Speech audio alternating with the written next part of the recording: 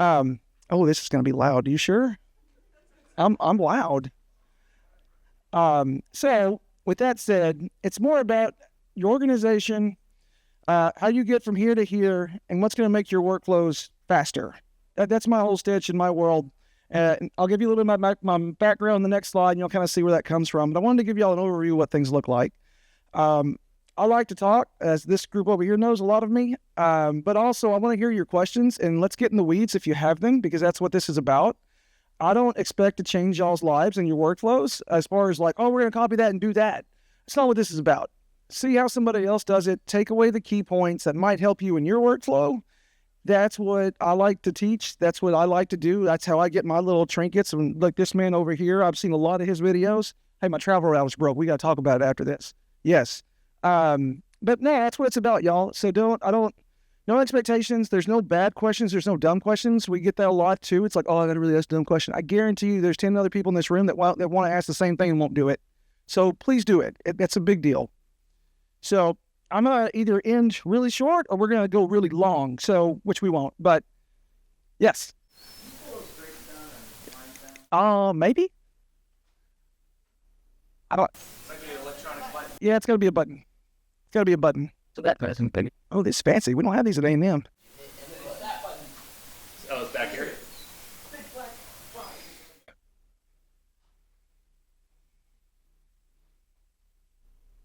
We got dim lights. That's good. Hey, there we go. There's also blinds on there, Jack. Okay, so I'll go real quickly a little bit who I am. I am Sam Kraft. I'm the Associate Director of Visual Media and Web Strategy at Texas A&M AgriLife. I'm also a freelance photojournalist. My background is in communications journalism, photojournalism, with a little bit of art. And then 12 years later, I was like, oh, I can't make money in newspapers. I have a kid. I have to go do something else. So then I went back and got an associate's in networking and computer technology, even though I still take pictures today. It's a longer story. We can talk at the bar. 15 years in newspapers, 10 years in higher education. I have been in every shoe in higher education. I've been the bottom specialist. I've been a coordinator. I've been a manager. I've been in 3 different directors' roles. And now I don't get to take pictures anymore. I manage 16 people. That's what I do now. Every once in a while they let me out, but mostly this is what I do now. But with a lot of that comes the next slide here of what I do now is managing assets and workflows for 15 people, whether that be creatives or web folks. Everybody's workflows are different, right? Like the web workflow is awfully different than a creative workflow, but it's the same process. You're trying to get things done in a timely manner, things out the door, that kind of stuff, right? So these are the core concepts of, like I like to say, of what a workflow is, right? Standard file structures, consistent naming, pre-built templates, metadata, taxonomy keywords, distribution, delivery, archive, and a backup strategy. And like I said before, y'all are missing the point. We're like, oh, what are you going to work pictures? Where do we live? That's not my business. I'm not good at that, y'all. I'm a journalism shooter. I shoot JPEG. Like there's feelings about it in the room, I'm sure. But anyway, this is the main things that I'm going to talk about today. And I have 4 slides. So y'all think I'm kidding? We might fall short. I want questions. I want answers. Like that's why I want to give y'all today the space to ask. The biggest thing I think where most teams fail, whether you're a one-person team or a multiple-person team, is there's not something in place that says, hey, these are the rules. These are the standard operating processes that we live by. And I don't care what that is. I don't care if it's like, oh, we upload to Google Drive, we move it here, here, and here. If that's not written down on paper, it will fail. No one will know where to find your stuff. No matter how great it's organized, no one will figure out how to do that. So in my concepts, again, y'all, this is like simple stuff, but it seems like, oh yeah, well, no, we do that. Did you ever put it on paper? Is there somewhere in your handbook when you hire someone that says, hey, this is how we do this? This is why we do this. And as administrator in my life now, I spend a lot of my time doing that for processes with my teams, and I'm responsible for onboarding and all that kind of stuff in my department. So I really care a lot about this, and most people don't, because like, oh, somebody else to do that. Well, I'm the somebody else, and believe me, it's important. The next thing would be consistent naming. This has worked for me.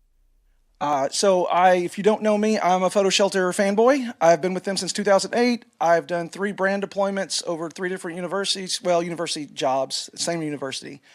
But my file structure has remained the same ever since then. It's the same in my freelance work. It has been the same since 1999 when I started shooting film and, well, digital 99, 2000. Film, that's a whole other monster. I don't want to talk about that. But it's literally remained the same. And it works. I can find my stuff. I know where it goes. I know what it is. Does your web team rename the file? And no, and we don't live that world. I think that's one of the most interesting things when I come to talk to these, like this group specifically. I love that we all work differently and we all have our own angry problems with other people that we work with, like designers or web people, right? I am very fortunate. I don't have that problem, but I know that's a thing. And I don't know if it's because the system that I live in. I was listening to somebody last night talk about their selects and how they give social media edits. And I'm like, why are you doing that? Why are you not just putting here's my philosophy, y'all. If you put stuff into a folder and you don't want it to go out, you shouldn't put it in that folder. So the social media edits, it's a weird conversation for me. Unless you're specifically like, hey, I have an assignment. I've got 40 pictures, but here's 5 to get out right now. Otherwise, that's a weird place for me. But anyway, again, if you don't have a naming convention, make one and give it to everybody. Say, hey, this is the standard. And I don't know if you're in the spot to do that. If you're a specialist and you report to 5 other people above you, go to your creative manager, your director, say, hey, this doesn't exist. We need to do this. Well, I don't know why. We have a system. Challenge them. I need a photo from 5 years ago. Where is it?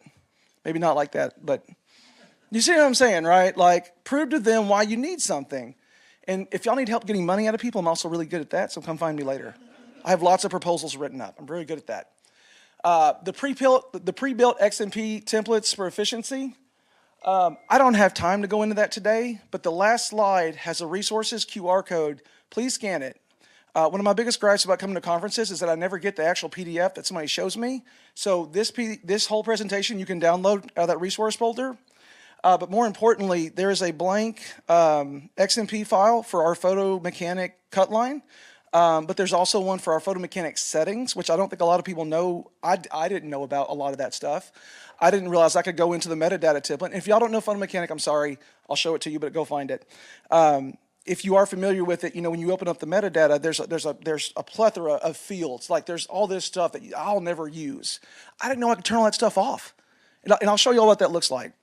So my template is set up, all that stuff's turned off that I don't use.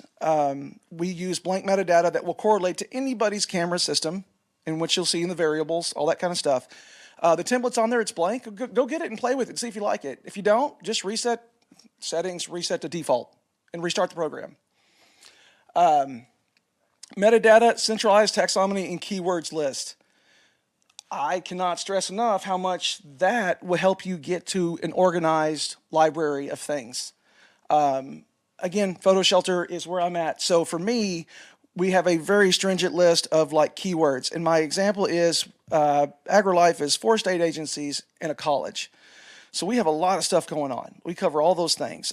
We serve the entire state of Texas. We have an extension agent in every county in Texas. That's 253-ish. We serve over 15,000 people. My downloads range from 40,000 downloads every 3 to 4 months. We are pushing things like it goes. So we have to be very organized. And the way we do that is with metadata and keywords. And with 7 people, that's a lot of people. I kind of give them some flex in what they're putting in their keywords, but that we have a core set of like, hey, if this is a soil and crop science photo, it better be tagged with SCSC. So I know at least, at very worst, I can go find all my soil and crop photos in my soil and crop smart gallery, right? Like I know exactly, and I can give that department head, hey, here's your stuff. All of this that you see here is just to help you get your work out and make your life better. That's what this presentation is all about. And if nothing else, take away those things. Distribution, delivery, and archive. I'm going to go over that a little bit. That's really dependent, again, on what you're using, what systems you're doing. For me, it's Teams. We do a Teams post of like, hey, there's a visual media channel, and I just shot an assignment. It's on Photo Shelter. Here's the link. Have a good day. Team knows it's there. They know to go look for that stuff. Delivery, again, still part of that is delivery more is about getting stuff to your professors or I say clients, but I'm the people we work with. Client's an easy word, though. Client, audience, whatever it is, because we do a lot of stock stuff. Simple stuff, getting that out, and the archiving. That's the biggest thing. For me, it is at least, because in Texas, you can't delete files. It's considered destroying state property. And if somebody wanted to come at you, and if you find Craig Bazaker, he's just walking by back there. We've had some good talks. Craig was at A&M for a while, and he has some case about a friend somewhere. But also in Texas, I know that's a thing. So I have to find somewhere to put, 40 terabytes of information from video, raw files, all that kind of stuff. And it's honestly been a struggle. I don't know how else to say it. We've finally got a system. I'll show y'all what that is. And that goes right into the backup strategy of the 3-2-1 rule, which is kind of outdated. I think there's another one nowadays. I like the 3-2-1 rule. It's safe for me. I feel comfortable with it. 3 copies, 2 different media, 1 offsite. For me, that's a NAS drive, our network in-house. That's our photo shelter repository. And then the last one is box.com. That's our backup thing. All of our stuff goes into Box. It then syncs to the NAS. And then recently we got the integration. I'm trying to figure out how that works with Box. I literally got it like 2 days before I got here, so I hadn't got to play with it yet. Yeah, okay. So first part, maybe the most important, maybe not for you, but for your photographers or for the people on your staff. Our project management system is Litho. We just got it. We had Asana. It was really complicated. There was a lot going on. I admittedly didn't like it. I'm not real crazy about Litho, but it does what I need it to do. So when we go in, we have pre-built templates for assignments. So we come in, we assign it through our project management system. Like I said, there's a project. All the information goes in our little thing here. It goes to, when we hit send, it pushes this to an Outlook calendar that we keep on our phone. So we can look at our phone and say, oh, here's my assignments. Because getting into a project management system on your phone is awful. No matter which one it is, no one's figured out how to do a calendar the right way. So third-party integrations have allowed us to do this system with a little hiccup there, 1 or 2. So once that happens, okay, cool, we're done. That's set up. The next thing I do, well, it's a little jump ahead, but no, that's not true. So it's assigned. You go out, you shoot the assignment. I come back in. I do 2 folders on my desktop, and I do this with everything I do. I have a raw folder, and I have what I call a selects folder. This is also how we archive things, because I don't keep my raws and my finals in the same place because of storage purposes. There's just too much. So I'll show y'all how that works out. So for this, Photo Mechanic, again, if you don't know it, please use it. Go find it. They offer I think Photo Mechanics moved to a subscription service, but they still offer you can just buy a license key for like a year or 2. Y'all love Photo Mechanic, but they don't update. Don't buy a subscription. I love them, but don't. In my experience, it's not worth the subscription fee because I don't use the catalog system, so I just haven't had the need for the things. And honestly, they built such a great program. I don't really need anything else. Like, it's so basic, right? I just need it to come in and put my information in. So this is what, if you are familiar with Photo Mechanic, this is what my basic template looks like. It's very, very straightforward. I've taken all the model releases and all the locations. Like, I don't need all that stuff, right? That's not my place. Jaron, I know, does a lot of stuff that he might have model releases with some of his, I don't know. I don't know how it works with students either. Yeah, just very basic stuff, right? I do think I would like an attachment field for releases. I think that would be cool, like per assignment. But I don't know. And there might be a way to do that now. I haven't figured that out yet. One thing that you can do is take a picture of the release and just put it in. Yes, actually, that's a great idea. So yes. So this is what this basic schematics, right? So I plug in my card in the camera or into the computer. Photo Mechanic pops up, says ingest. So all right, I'm going to ingest my card. I choose my location, which for me would be my raw folder. And then I'm going to go in here. I'm going to load. And this, again, y'all, in that resource folder, you'll see at the end, there's a very detailed step-by-step of this process. I did not want to get in the weeds. I wanted to talk through this with y'all, but there's a very step-by-step process. It also shows you all the hardware and all the software that we use in-house, so you can get an idea of what we are using. But again, you can use Actually, this is one fact I need to say. It doesn't matter what you use. If you use Lightroom, if you use Photoshop, if you use whatever else is out there, all this is done before you even get there. This is purely arranging your data very easily. And I will hate on Lightroom. I don't like it. I will say it out loud. I've used Photoshop since 1996. It doesn't hurt my feelings. I'm saying it's a hot topic. I'm also a shutter focus person, so don't come at me, you back focus people. Yeah, see? Yeah, hey. Yeah, uh-huh, yeah. Well, that's a discussion for later, okay. But with that said, again, so for me, the file that's in there is a blank one of this. And so save it somewhere you need it, because as you'll learn, when you see what I do here, you'll need that clean template somewhere else again. So I hit clear, I load my template, this is what pops up. For me, basically what this means is, the only things I have to fill out, I come in here, I go to description, and most of my stuff is generic enough where I can do a generic, like, let me give you an example, like, any event on campus, right? Like graduation, that's a good one. We'll do graduation. So graduation, commencement ceremony, I'm done. I just put it right before the on, and those little variables right there will pull all the information off of my camera and give me a day. They'll give me the day of the week, the date, the year, all the things that I want it to tell. And then after that, the city state, which I've got over there. And then I've got the user, the custom variables that are set up. And again, go look at the resources. That's where you get in the weeds.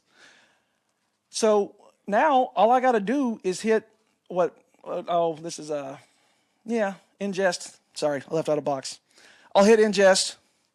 It'll label all that stuff with that cut line, all the information. And I'm metadata-wise, I'm done unless I want to go in and do some keywording and that kind of stuff, which graduation I would probably add. For keywords here, I would probably add in, graduation, ceremony, whatever.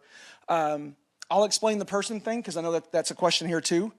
I don't do it on this one unless it's all the same person, because obviously then it all ends up on all the same photos. That's not what I do. So very rarely, I say very rarely,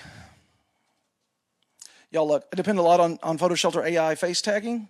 So honestly, I don't really tag people nowadays. I use the AI face tagging to do that for me in PhotoShelter. So we don't tag a lot of people. We do it ahead of time in the libraries. Again, workflow saving times, that's all it is.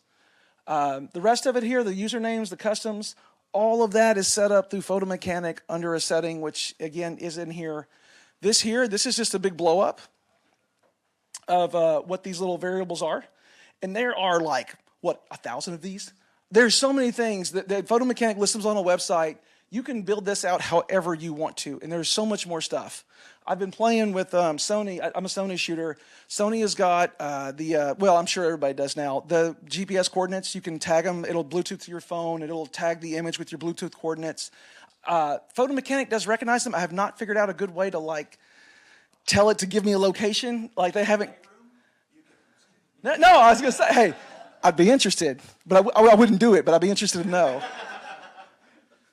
Click the globe, pull the coordinates down to the city. That will do it? Okay, I have not. Mapped before ingest. So you have to sync it to camera. See? Yeah. Or assign it later. Yeah, no, it's just too much. Okay, so there are ways. It's not like fast. It's not a free-flowing thing yet. You can put a log into Photo Mechanic and it'll check times against the logs too. Okay, all right, we got. I'm interested. Me, the weirdo that I am, when I go on vacation, y'all, I'm so OCD. I will come back and I'll go to Google Maps and I will build out a Google, whatever the map thing is, and I've trips to Iceland where I've traced our route with photos, and I'll post each photos that I took at that place on a map. And somebody's like, "Hey, tell me about your trip to Iceland. I want the itinerary. Here you go." And here's all the pictures I took at these locations, which I love because as a photographer, look, when I go somewhere like that, I will research where's the best place to be, where's the best time to be. Because when I go to Yellowstone, I want to make the picture of the barn. Yeah, it's been done 1,000 times. I haven't done it. I want that picture. It looks like everybody else. That's fine. It's mine though. I know that.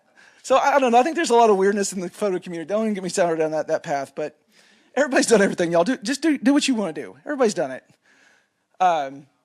Calling and tagging. Keywords, I kind of go over the first 3 points there. Calling and tagging, again, Photo Mechanic, super, super easy. Color codes, I don't use rating systems. There's feelings about that. I use color codes. I don't star images. I'm just going to give my people the best things that I want to give them. And if I do have to put something in the gallery because like a stock reason, like, hey, I put this in there because I had to have it in there because we sometimes use pictures of these weird things, I will specifically go to my designers and said, hey, I'd appreciate y'all not using these images. I know they're in there. Don't use them for these purposes. Like if you have like a big event flyer or something, or good example, DJI drones are banned in Texas. Cannot use DJI products at all. Researchers don't care. They will pay the fine. They don't care. And some of them do have waivers. So we have to be very careful about what we're using, but although they're all flying DJI drones, we still have to show technology. We have to show agriculture drones. So there are some weird spaces there where we'll like shoot silhouettes where you can't tell what it is, or designers, we've trained them to know like, oh, like we can't use this photo, let's call and ask. And then occasionally we'll have some other stuff in there. But yeah, it's a problem. Calling and tagging, like I said, that's what that is. After that, we send the camera raw, Photoshop, because, again, I don't believe in Lightroom. We do our edits. Please know that in whatever program you're in, y'all, seriously, the goal is for this process is to walk into whatever editing software you're using and not have to mess with this stuff. That's the whole point of doing this. And y'all, this whole process here literally takes me like, I don't know. I mean, in my freelance world where I'm doing stuff, 4 to 5 minutes. Like it's that fast. Sports is obviously different because you have to cut line each person. That's a little different.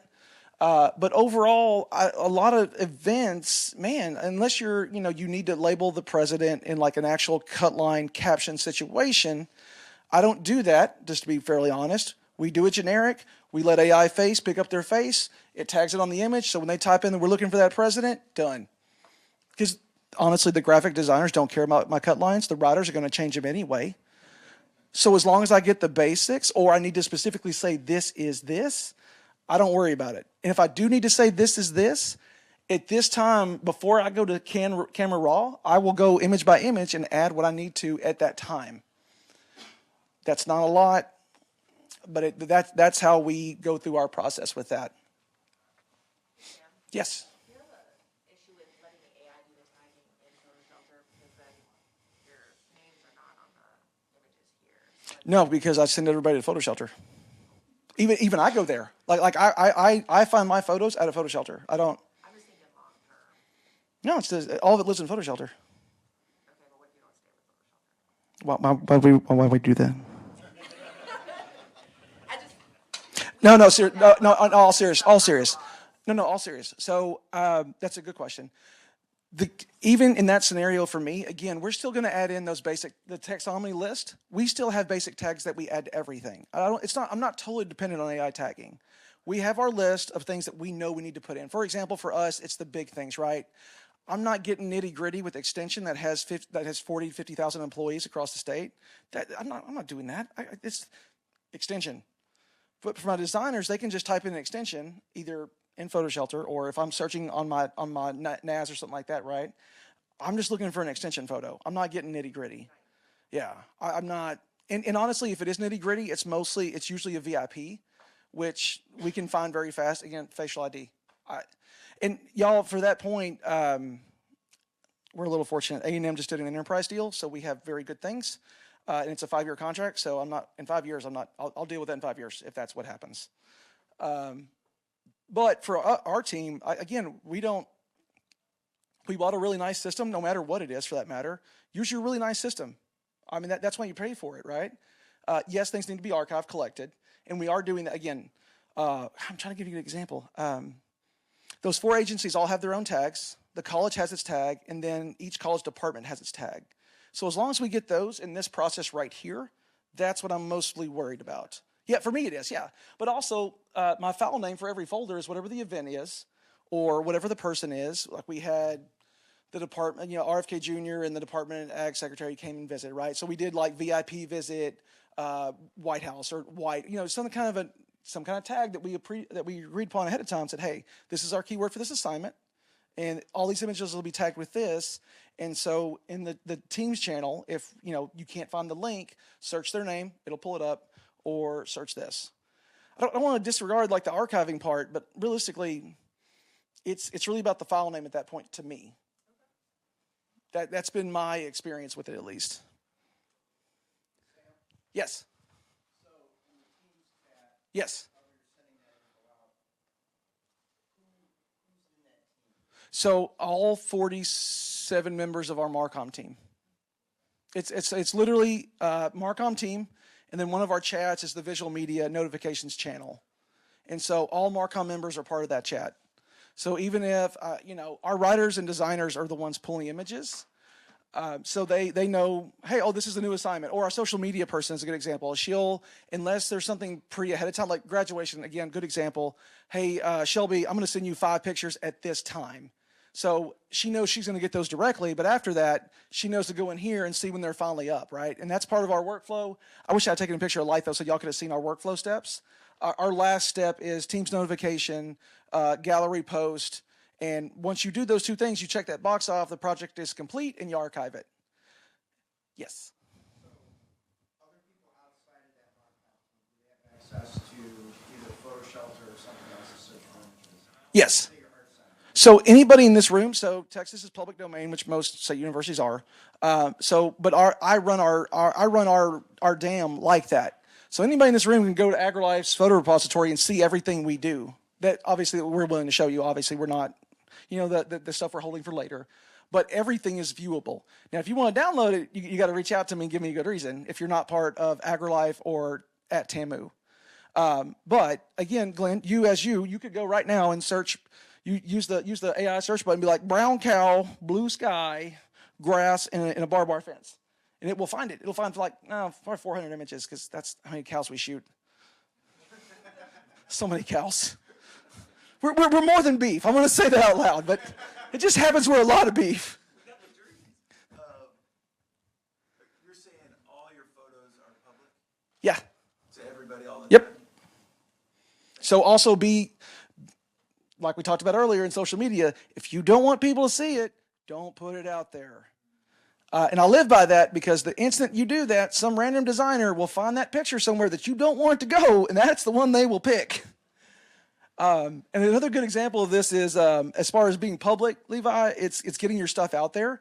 Y'all know about the floods that recently happened, right? So AgriLife was deployed. We did not thankfully have to go because DAR is our disaster, oh God bless, what does the A stand for?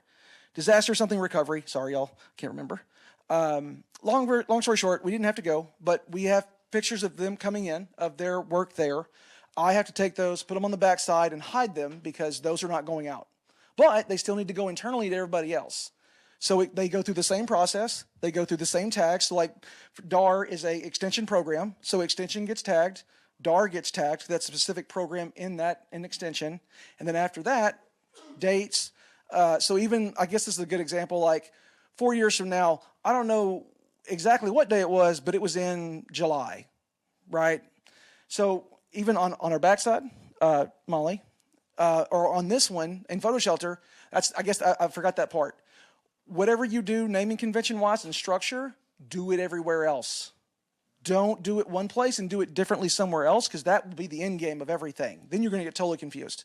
I'm going through that process right now with Box, and I'll explain that here in a second when I get down here. I had Box syncing one way, didn't work. It was too slow. I think I'm getting throttled in my internal network.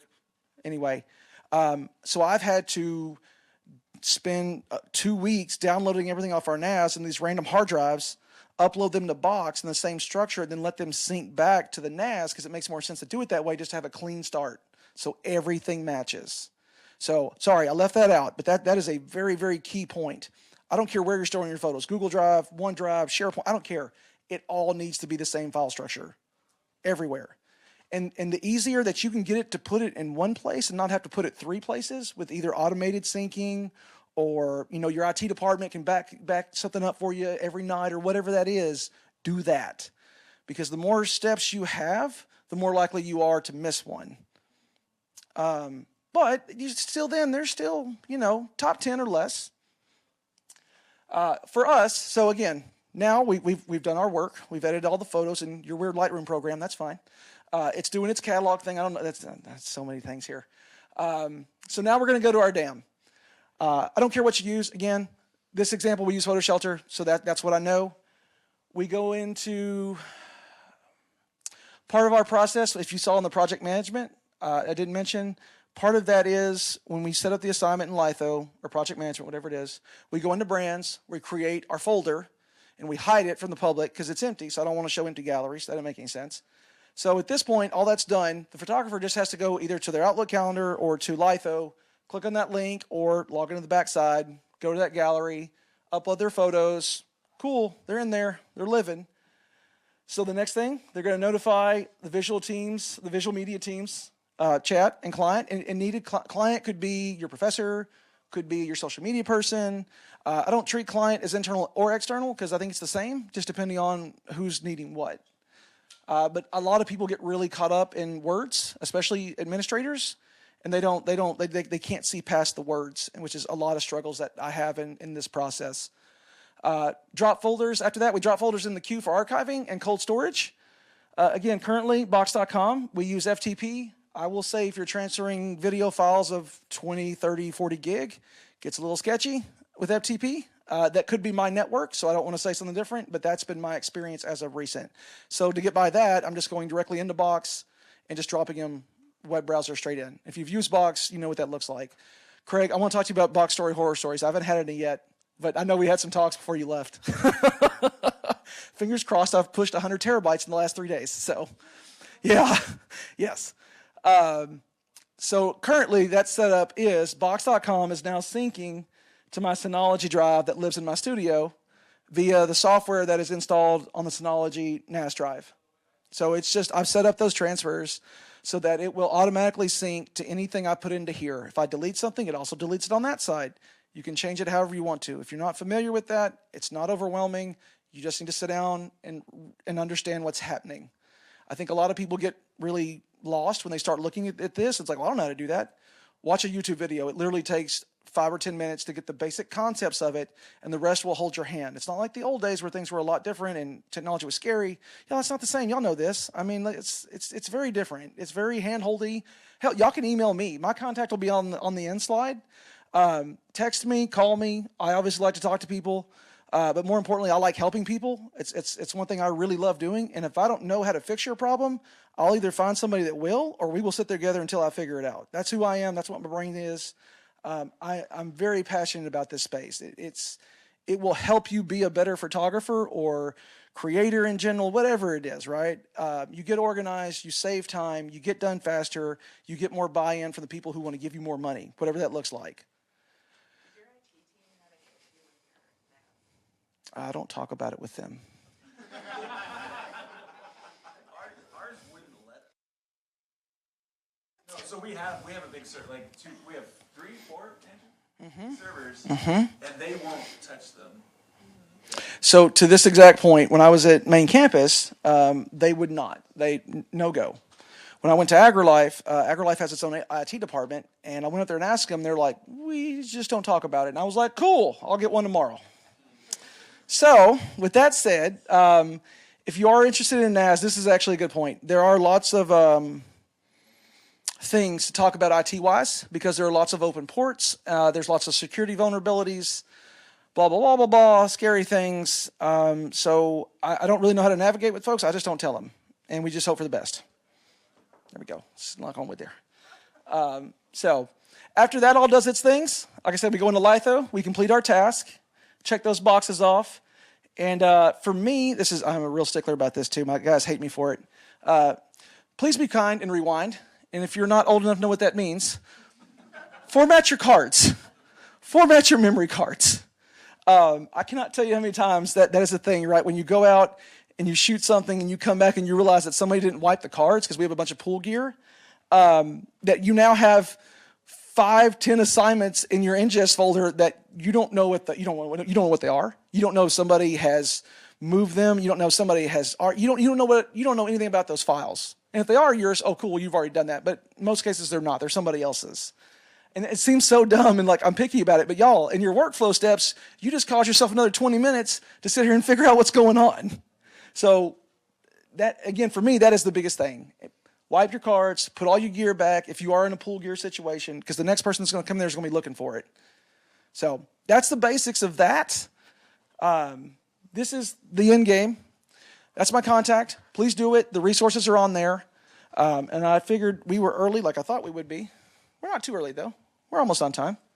I'm really more about questions and talking, so let's just get into that. So if I understood correctly, some of your assignments, the keywords are built before the assignments? Oh, they all are. Okay. They all are. So, Keep it as generic as possible. It will save you time. The nitty-gritty is the people. That's because that's the hard stuff, right? Even if you don't have AI tagging and all that fun stuff, right? Sit down with your team, whoever that is. If that's your designers, in my experience, you put too many cooks in the kitchen, you're going to get too much food. So even if somebody above you has to approve it, sit down with whoever you trust or whoever's using the system is really more what this is about. Sit down with them, make a list, send it up the chain, say, hey, this is what we want to do, and this is why we want to do it.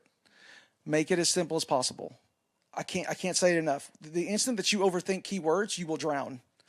And SEO and all that stuff's so good now. As long as you have something, it'll find it.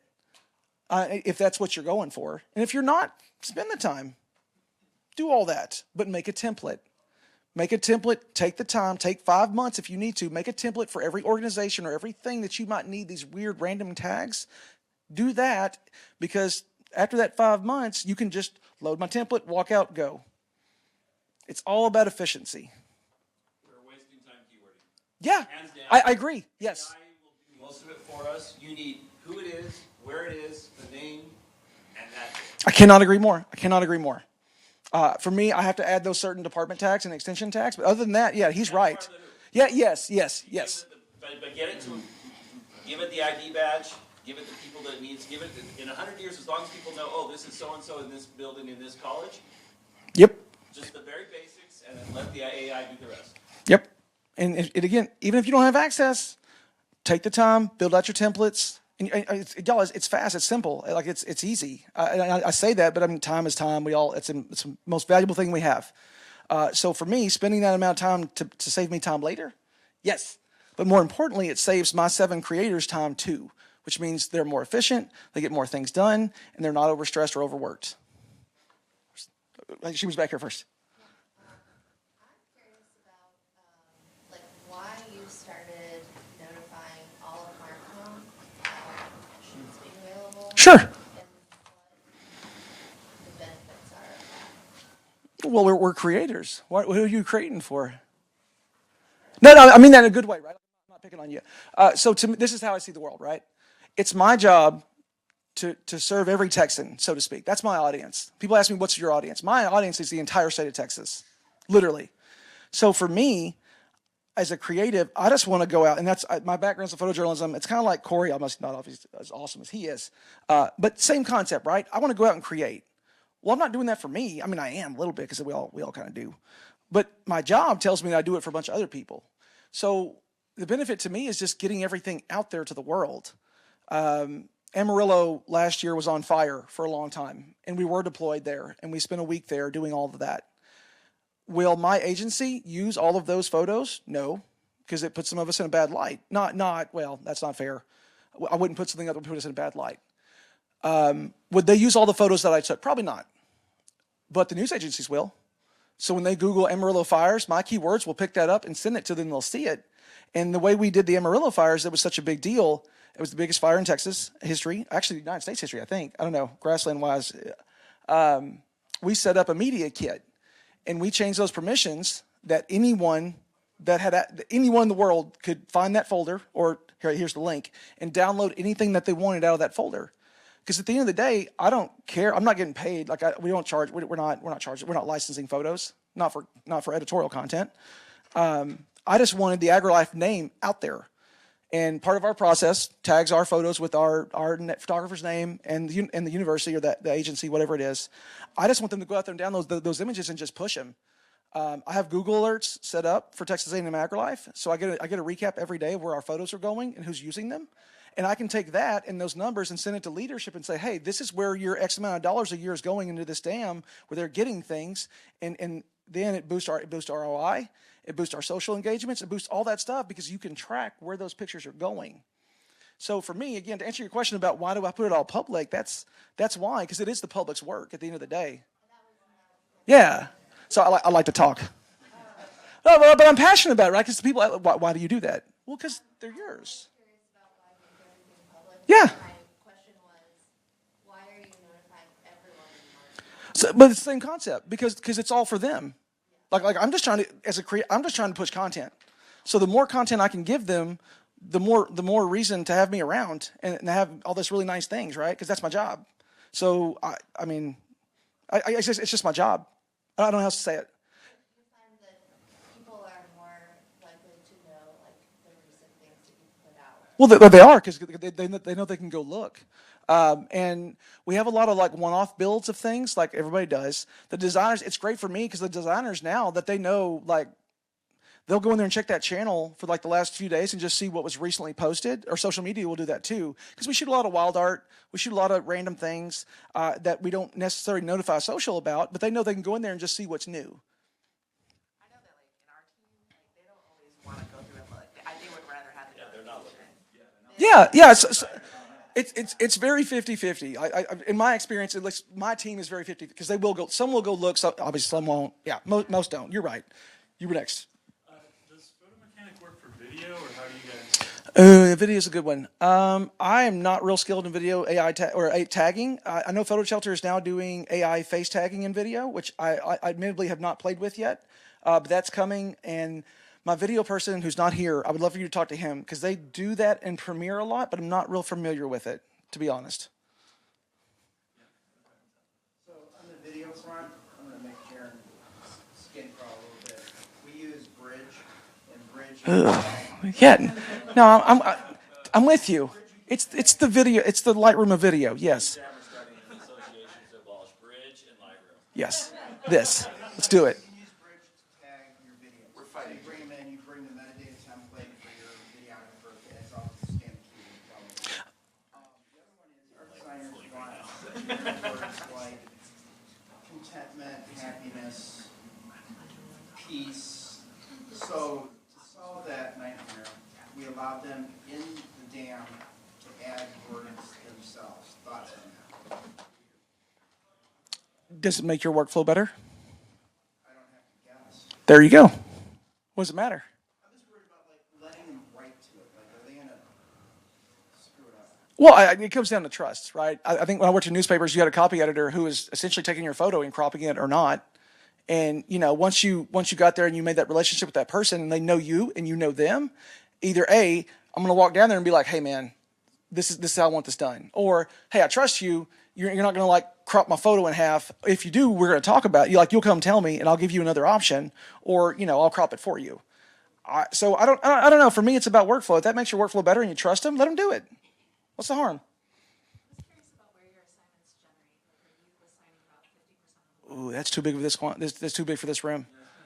No, find me. So at AgriLife, when I got there, they had just done a complete house clean. They came in, they brought in the Bobs from the office, they cleaned the department. I was brought in to restart. And so I waited for 2 years for people to bring me things to do. And one day I sat there and I said, we're done doing this. We're going to go find our stuff. And so this is a whole much bigger conversation I'd love to have with you afterwards because it really has empowered me and my team. This is 3 years after the fact, so I have a lot of history in this. If you saw the first slide, it was from Africa. That trip was 3 years in the making of me putting in the ROI and getting to that space where I got to go to Africa for 3 weeks for free with a researcher. But there's so many politics and games, discussions and strategies to get to that point that the CFO and the VC blessed that to go. So, yes. follow-up? Our university recently went into the AP video portals. Us too. Okay, Yes. So many Yes. questions, and because you said that you We do a lot of AP videos. Jesus. Yeah, I'm so curious. So I want to ask you about that later. But Mm-hmm. for photos, I think it's really interesting that you open up your photos to news agencies. Yeah. Because I'm from Arizona State, we have a huge volume. And I'm just curious, how did that get started? Because I just turned it on. does Seriously. anyone know about it? Yeah. Like on the team, and they're Yeah. cool with it? Uh-huh. It's public domain, right? Like I don't. It's their picture. I don't have a choice. It's public domain. I mean, We just get told again, well, the sports world is a little different with NIL. Like I would love if y'all have sports involved, pick that man's brain back there. He is very good at that. That's his space. I don't deal with sports, so all my stuff is like editorial. I don't care. Get it out. put my name on things, or put AgriLife's. I don't care if you credit me, but credit AgriLife. Like, I want my brand out there. That's what I want. At the end of the day, my job is to push the brand, the people, and the things involved in that. That's why I put it out there. I noticed you go box and server Yes. for that. And are you uploading raw files there? So raw. That's a good question. I didn't clarify that. I'm sorry. So raw. The two folders that y'all saw, the selects and the raw, they both go to box. And I literally have an archive folder that is just selects, and I have one that is just raws because my OCD brain is just that way. But also in delineation, I don't sync the raws back to my NAS because they're too big. I'll run out of space in a heartbeat. You have feelings. I know you do. So, really quick, what you're saying about allowing doctors to it. They're a smarter AI, if you're going to think about it. Yeah. So, if they're going to do it right, or not right, AI can do it wrong. AI can do it wrong. Yep. So, they're a smarter AI, that's it. Or they're a student worker. So, my question is that this workflow Yeah. is for your whole team. Yes. You have students. Yes. How do you get them up to speed to what you are doing? And what is it any different for individuals in this? No. So I treat student workers as full-time employees. And I think everybody should. I think you should. It's part of the student worker experience. If you're hiring a student worker, you should treat them the exact same you treat anybody else. Minus exceptions of class, like normal expectations. But I'm saying, like, as far as processes, we bring our student workers to team meetings. We bring them to strategic plan meetings. We put them in the spaces to prepare them to be somewhere else. And part of that is teaching them the exact thing that we all do ourselves, whether they like it or not. And I know Craig, Hannah, and Chris, who used to work for Craig, I think your work, not your workflow, but your stuff is kind of the same. So, like, they came from a really, Craig, have a different conflict. Go, hey, when's your session? Thursday. Go to Craig's session Thursday about student workers. It's wonderful. But with that said, he has a very solid process in place, project management, all this kind of stuff, right? Treat them the same way. Craig, for you, so we sit down, this document, we have a, hey, welcome to AgriLife. Here's the people you need to know. Here's the org chart. Here's where the coffee is. Here are the snacks. And then if you're multimedia, there's a multimedia section that says, hey, this is how we do our workflow. Read over it. If you have questions, let me know. In their first assignment, they go out to the gardens, which is right behind us. They shoot just random wild art, and then we sit down. Hey, go through the process. Yes, sir. Go through the process. We sit with them. We don't say anything. And they go through it, and if you have questions, let's talk about it. If they do something wrong, I'll let them do it wrong, because I promise you, they will find out later, and then we work back through that. Does that answer your question, Craig? Okay. I'm just going around. Sorry, you had yours up. Sam, when you save your raw files, Yes. do you save just the raw files for your selects, or do you No, save everything. all the raw files? Everything. Okay. And that's a good point. So when everything goes into ingest, I usually hit rename as part of the ingest. But if you don't, and you need to rename them, just select all, rename everything. Because the goal is for that raw file to match that JPEG file, that final, right? So that way, if you do have a JPEG that's floating around, like Molly, to your point about finding something later, since my RAWs and my JPEGs don't live in the same place, as long as that file name's the same, I can go in the NAS and search for it. It's right there. So that's how I do it. Y'all, consistency, keep everything the same across the board. So we're running out of space as well, and we were talking about getting rid of some of those raw files that don't connect. Send them to your library archivist on campus. We're doing that right now with 40 years worth of old film and data and all that kind of stuff. And that way it still lives. And ask them for a copy of it. That way you still have it. So going off your point of consistency and keeping it the same, a part of my job is like following the university's president, and as you know, those type of people, they need those photos like fast. And most of the time when I'm on the road, I'm like, good, I like that photo, good, I like that video, and I like lose it. So how do you I got hard drives on my desk, and I have a travel hard drive. Is there a way to kind of connect those without spending like $1 million for some server or something like that? Do you have a cloud service now that you're working through? So we use Photo Shelter. Okay. However, like going in Photo Shelter, everybody on our team has access, and I don't want people messing with the files. That is terrifying. Everybody has access, like, to the back end. That freaks me out. It freaks me out that many people have access to your back end. That is terrifying. Yeah, there's like a good 5, 6 people who got access Are they actually like back there like moving things around and doing things? They call it, they like graphic designers or website people that need that back end access. Okay. It's just like putting all that stuff on there. There's some, like you said, there's some files that. I'm not pawning you off, but in Craig's sports world, if he would like, he lives this life with a bunch of hard drives and living like you do, he would be better to talk to you about that than I would. I'm very straight shoot to a desk to a computer, so I'm not putting you on the spot, but I kind of am. He would be a better answer for that question than I would be, just to be transparently honest. Because in my brain, it's like I would have the same structure on my external hard drives, and then I would transfer that to this workflow and work through it. That's pretty much what it is? Okay. Does that help? Okay. Yeah, and I say just no matter what you do, consistency. And even if it's a thumb drive or a hard, whatever, make it match where you're going, and that way you know where it's coming from. Does that make sense? Yeah. Okay. Yes. So what would you do? So my school does not have a staff photographer. I manage a collection of freelancers. Oh no. And Oh no. it works for us for the most part. Okay. We have metadata presets that they use. And things That's the first step. Yes. in terms of and file naming convention. Okay. And all of that. I'm wondering, we have them convert to DNG and Okay. filters so that we have consistency across the raw files. Why? So that we don't have raw files from 6 different camera manufacturers and XMP files that can get messy everywhere because the XMP can fold into. The files are slower, they load fast. DNG's not terrible. Yeah, I don't know. I think in today's technology world, I don't know. That's a good question.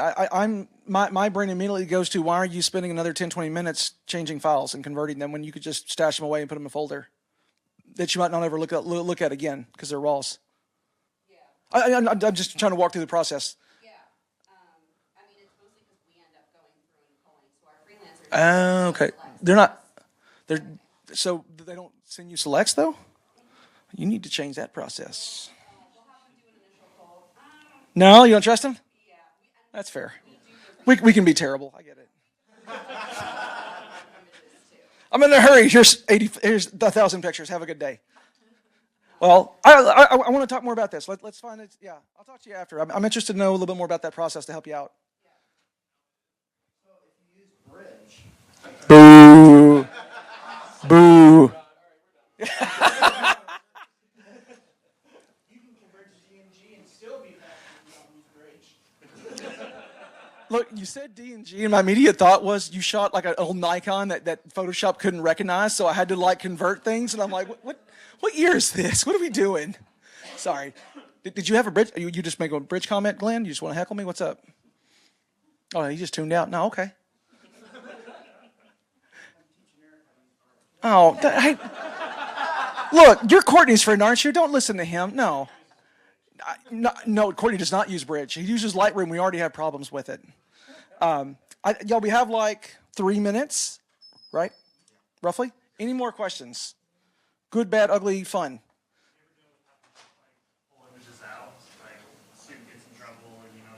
Yes. Yes. Hope it doesn't happen.